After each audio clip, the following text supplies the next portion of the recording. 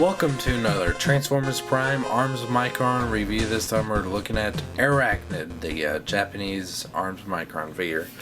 Now, why did I get this particular version of it, even though it's not a Japanese exclusive? Because it might as well be to me. I've never seen the Hasbro version in stores.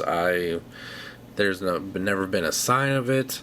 And from what I can tell, it's I know pretty much by the figure, but they had a lot of hate to it. So, but I still wanted to get the figure anyway, because it's a show character, and I really do like the character in the show. But I wanted to get the Arms of Micron one just to make it a little bit more fun. I like the stickers. I like putting together the Micron, and this one's really cool. I like it a lot. Although I don't know its name. Never bothered to check on that. And I do think I have a little bit more appreciation for this figure than I would have if I got the Hasbro one. So I don't regret paying the extra bit to get what has been universally hated. First we're going to take a look at the Micron, which is kind of a spider, I guess.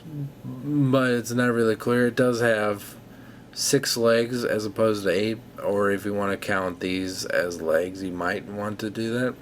I think it is because these silver pieces on the sides could be its mandibles, and like all Decepticon Microns, that has a singular red eye. And I really like this piece, especially the stickers on it. It's subtle enough, even though it's silver and very shiny, that it just gives it a great amount of detail. It does have a Black Widow sticker on its back, so I do think this is supposed to be a spider. Transform it to its claw gun weapon mode. Flip up these pieces here. Flip this piece back to reveal the crystal here, and rotate these around, and you get this little nifty claw weapon. Or if you want to turn around, it can be a gun, which you can do. So we're going to set that one aside and look at Airachnid herself. Now, I really do like the helicopter mode. It looks real nice. Only thing about it is that the helicopter blades look like spider legs. That's the only thing I don't like about it. It's nice, sleek. It doesn't bother me. It doesn't have landing gear. It just gives it a really great look to it. The Decepticons sticker here at the front, I have the feeling it's going to fall off any second, along with these stickers at the top, especially the one with the hole in it. It doesn't fit very well around it. Do you see a fair amount of robot cable in the bottom, but that doesn't bother me. Overall, this is a real nice mode, and if you actually open up the cockpit, if I can manage to do so, which it's being difficult right now. There we go. There is a seat in there, which is the actual seat itself doesn't look bad, but the way it's implemented is really retarded, and I don't understand why they did it. But we'll look at that in robot mode. Close that. Yeah, but overall, sadly, this is the best mode for this figure. Transform her into robot mode. You can leave the blades on, but I prefer to take them off just to get everything out of the way. Fold this piece back. Fold in the nose cone. Collapse that in. Go underneath the figure. Fold out the sides, which will become the arms. Separate the legs, and this piece popped off the ball joint.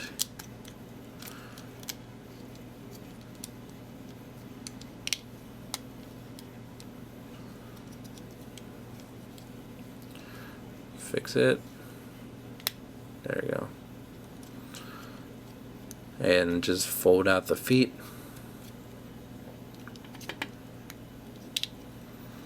And let's fold out the hands and arms here.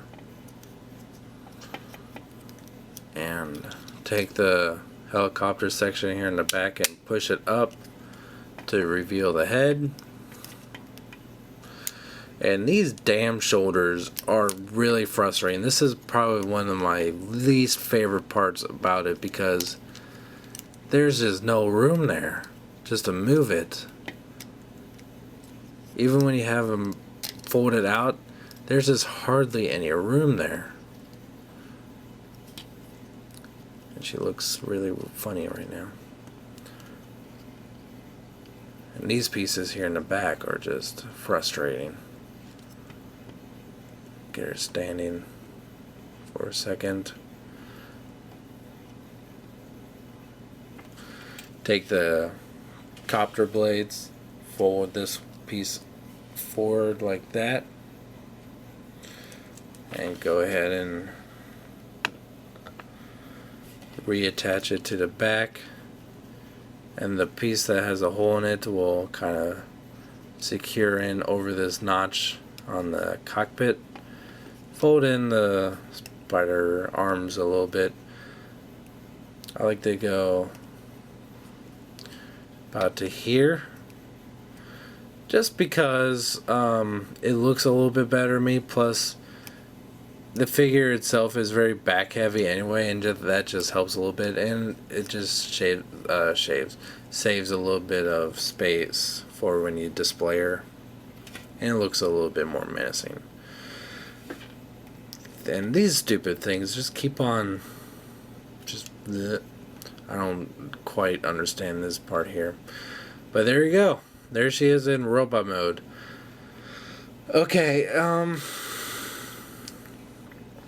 it's not as bad as I was expecting it to be, but it has some serious problems.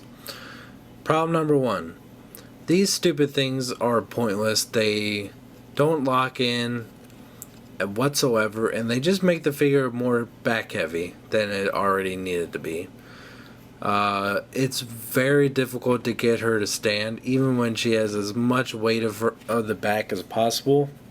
You have to have the feet super precise, but even then sometimes it'll just fall over because of it. The shoulders are really annoying because they extend a good inch and a quarter past the top of her shoulder, and with this big piece on the back, you just can't really get any real range of movement out of them except just straight up and down. And the way the hinge here separates from the shoulder, it just doesn't look very effective, especially viewed from the side. And these spider legs are good in theory, but in person they just don't really look all that good. Biggest problem about the figure is the head. Now, I like the way the head looks on the figure itself if you didn't touch it, but you cannot move it. Yes, you can. It has a ball joint there that looks like it's meant to move, but you can get a tiny bit of movement. But the cockpit has the seat right there. That's actually screwed on to the back of her head here, and there's nothing you can do about it. If you were to somehow magically pop off the head and unscrew the seat, that'll leave half of a socket for the ball joint, so you would not be able to reattach the head. So you're kind of stuck with it like that. And that's one of the stupidest decisions I've ever seen in a Transformer. And I've been around since G1, but that really just is just plain stupid. Articulation. It might as well not have any, because the fucker cannot hardly stand by itself.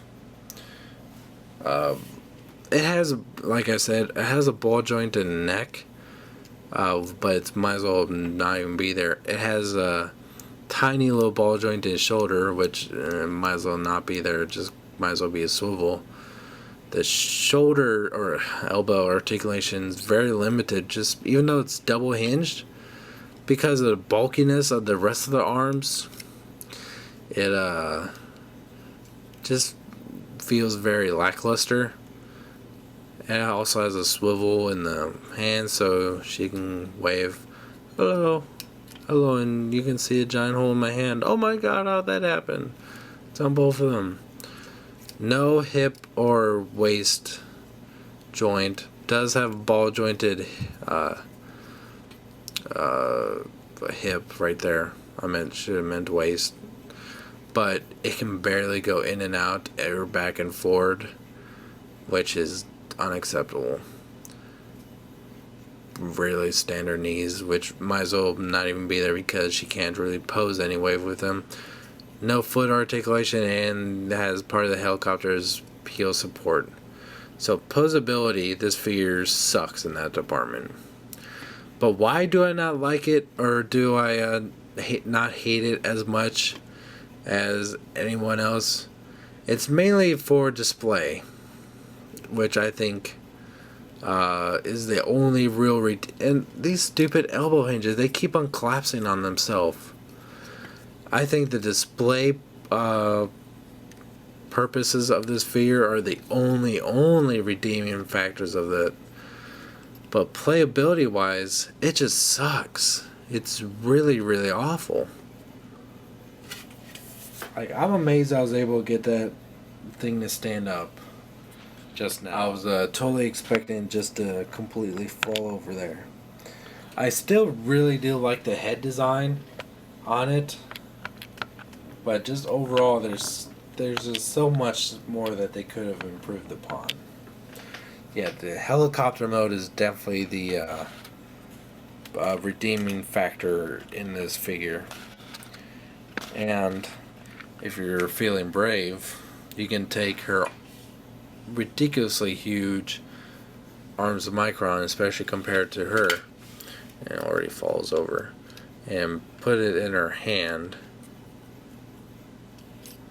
and because of the way the arms work, she's stuck holding it just like this.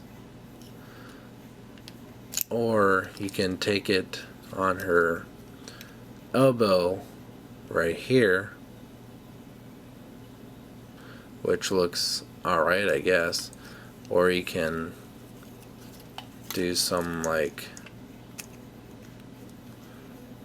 this.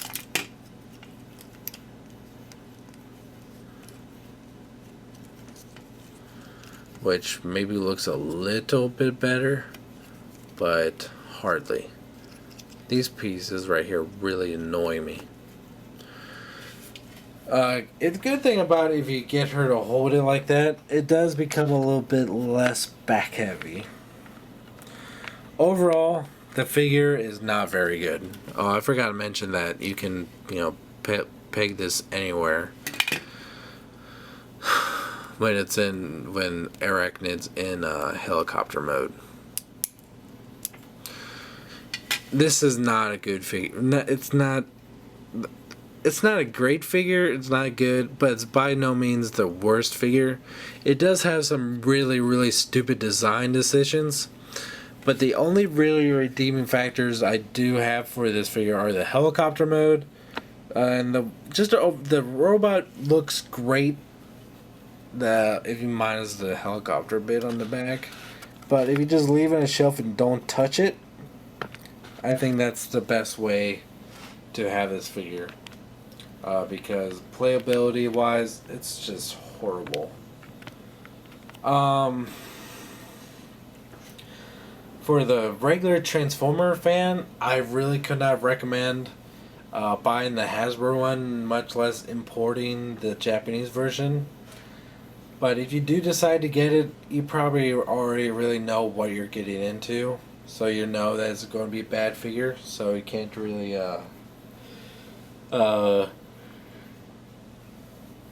be too disappointed in it. But still, I would really advise getting it either way. Okay, until next time, thanks for watching.